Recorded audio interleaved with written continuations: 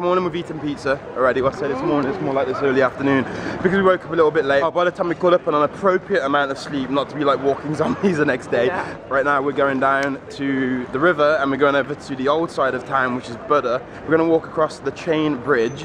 It was the first bridge built to connect Buda, which is the old part of town where we're heading, on the other side of the river to Pest, because originally there were two separate cities. And then during the Second World War, the Germans blew it up, and it was blown up actually twice. I think it was 1947 when they rebuilt it, and then it's stood there ever since. We're walking across the chain bridge now, and it just, yeah, it's beautiful. Buda over there, all of that side, over the river Buda, all of this here, and going that way, Pest. So hence, Buda, Pest.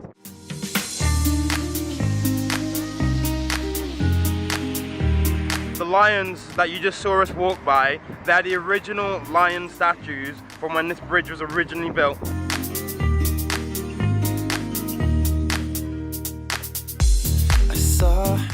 Right now we're going to go up to the palace, and the way we're getting up to the palace, they've got like a little, well, what do you call that? What would you call that? A lift. They've got like a lift, a thingy lift, and that's the bridge we just walked over there, which is just absolutely beautiful. The viewpoint we want to go to after is somewhere over there. This right here is our tram, is our lift up to the top where the old town is, and I think it's about €3.10 to come on this. Here is our little lift that we're going on, and ta-da! And we're on the lift, and that's where we're going, up there.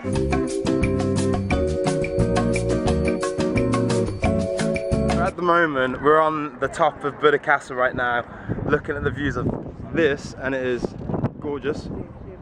We're doing a walking tour, and it's basically around the whole castle and the old town, and yeah, and it's free. So you just leave a donation at the end and see what you think of it. And our guide's called Lara. She's a local, and the walking tour is fantastic because it just uses the local tour guides, and they show you the whole history of this place. Hungary was not an independent country coming after the 1800s because it had been under a dual rule of Austria, so it's part of the Austrian-Hungarian kingdom. Well, now the Hungarians didn't actually want to be in the war, the First World War, but they were forced to. When they lost the Hungarians, overnight the country was split up, so they couldn't again go into a war. So parts of Hungary are now Romania. So for example, there are still 1.5 million people who are actually Hungarian who live in Romania. They didn't have their independence still, and the only person who came, like politician at the time, who came knocking on the door was that was Adolf Hitler. So at the time they didn't know what he was like, so they said, look, we don't want to be a part of it, we want to leave. He basically forced them into going into the war with them. He didn't let them go. The Russians came and liberated Hungary. So after the Second World War, they said, no, we're not leaving, we're staying. So it became part of the Soviet Union. During 1956, the Hungarians tried to have a revolution, and the revolution to try and gain independency lasted 2 weeks because Russia sent in 2,000 tanks. When it ended in 1989, 1990, they had their first democratic elections, and it joined the European Union in 2004. So yeah, it's a beautiful country and so amazing, the history. I love the history, it's fascinating. That's Matthias, the king up there at the time, but he went around like he was a normal person. He wouldn't go around telling people that he was actually the king. So that there used to look completely different before the Second World War. Then it's pretty much destroyed during the Second World War, and now we're going into the old grounds of the palace to see what it was like. And that square there was actually stunning. There were actually walls there before the Second World War, so it was actually more buildings there. All of that is the old original Buda Castle that wasn't destroyed during the Second World War. All of that bit where it's a different colour and it goes all the way around and on, that's the bit that was built after the Second World War. Parliament building that you see over there, it took 17 years to build. If they were to rebuild the whole of Budapest now, it would cost the same amount of money it cost just to build the government building over there. So this house behind me right here is where the actual Hungarian president lives and works. So they call it their White House. So this is their White House. Ta-da!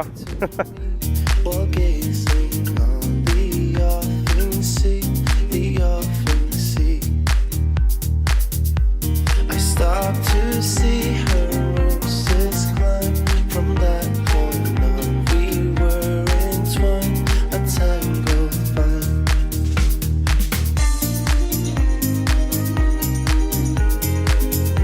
And this picture here that you can see is the destroyed house after the Second World War, which is now that house right there with the red orange roof. We're now entering the old town pretty much, the Castle District as it's known. Now the tour's pretty much going to an end, so we're going to the church and then the tour ends there. All the buildings, that's what they used to look like, this colour, and originally they wanted to change the colour of it, so they took one layer off and they found this paint scheme underneath it, so they've obviously redone it, retouched it up. This church has two names, so this church is the Church of Matthias. Matthias. This is the Church of Matthias. They call it more often as the Church of Our Lady, the Virgin Mary. So they always class her as the Queen of Hungary.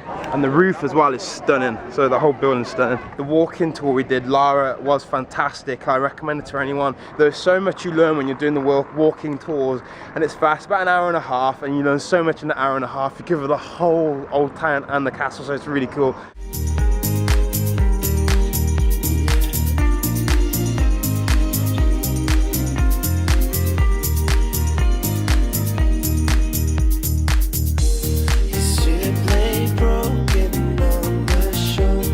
Now we are going to the Citadel, which is the massive viewpoint down that direction. Right now we are nearly at the Green Bridge, right there. And where we're trying to go is right up there where that statue is. Here now, and we are starting walking up the hill.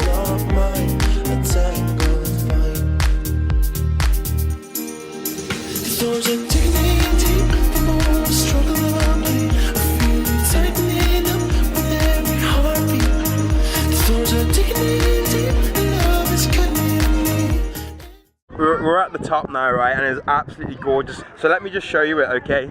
So that's the main statue up there that you can see from down there. And that's the view. We are just exploring around here now, and it is some of the best views you will get out of Budapest. Probably the best. So I recommend you come up to the Citadel, very easy to get to, over the Green Bridge. You know the Green Bridge because it's the only green bridge on the river. And then this view now of the castle with the sunlight is absolutely gorgeous. I love it. Over there, that's where we were, right there. We're walking back down there from the Citadel. That up there is absolutely stunning, love it. Hey, we're going over the Green Bridge over there. They have circus performers on there, and apparently it's a good place to see the sunset, so we'll go see. How you doing? High five for the vlog today? Thank you, high five for the vlog today, sir. Thank you, thank you. Basically on the Green Bridge now, going back to Pest. And what they do is, so you see they've closed it down there. Everyone comes here to watch the sunset, which is over there. Then you have people performing there, which is really cool. And people just come here to socialise on the weekend, and they close it down every weekend, so that's a really good thing to know if you want to come.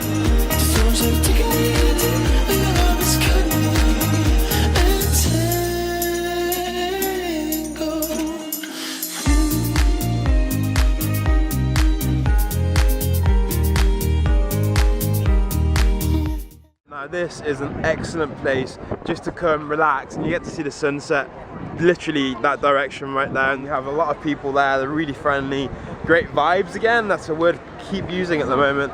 So the place we went to last night, Lugash, right next to us, a goulash cost me 270 hoth, which is not even a pound.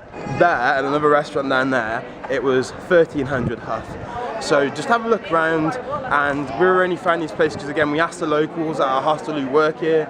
2 hours later. Oh, hello, we're changed, we look even smarter than before. And we go to this place called Drum Cafe, which is recommended at the hostel for cheap food, cheap Hungarian food, and very good.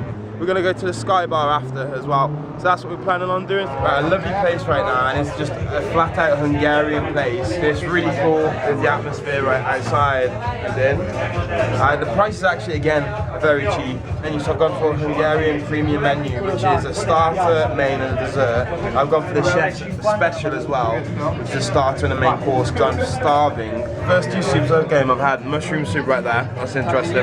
And then a goulash soup again, because I really do like that. And Chloe's had a cheese soup.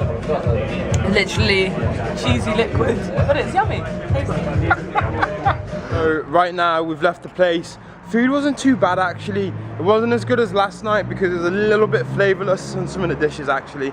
So it was good, but it wasn't fantastic, but it was still cheap, so I'm not complaining there. So we are in the lift going to the Sky Bar.